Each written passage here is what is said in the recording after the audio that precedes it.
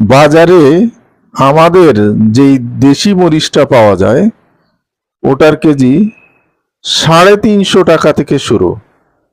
একেবারে ভালো যেটা ওটা 400 টাকা নিতে পারে হাইস্ট।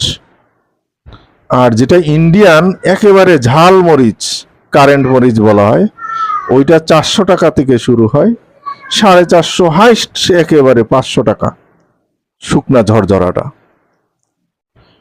তো আমরা দেখেন বাজার থেকে যেই গুঁড়া মরিচ কিনি, এই যে 50 গ্রামের প্যাকেট, দেখেন 50 গ্রামের প্যাকেট 550 টাকা নেয়।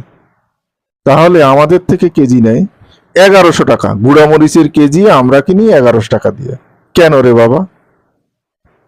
যেই মরিচ বাজারে সর্বোচ্চ, ওরা তো ইন্ডিয়ান ঝাল মরিচটা দেয়ই না, যদি মিক্সড করেও দেয় বুঝলাম যে 400 450 টাকার কেজির মরিচ দেয়।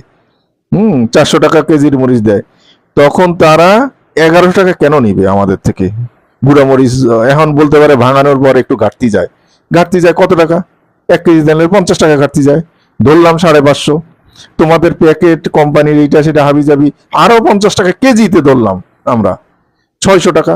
তোমরা লাভ করবা আরো কেজিতে 100 টাকা, দরকার 700 টাকা। তোমরা 1100 টাকা নিবা কোন দুঃখে? বাংলাদেশেই মনে ব্যবসা করা সবচেয়ে সহজ। গ্রুপ কোম্পানিগুলা কিভাবে আমাদের রক্ত চুষা খাচ্ছে দেখেন।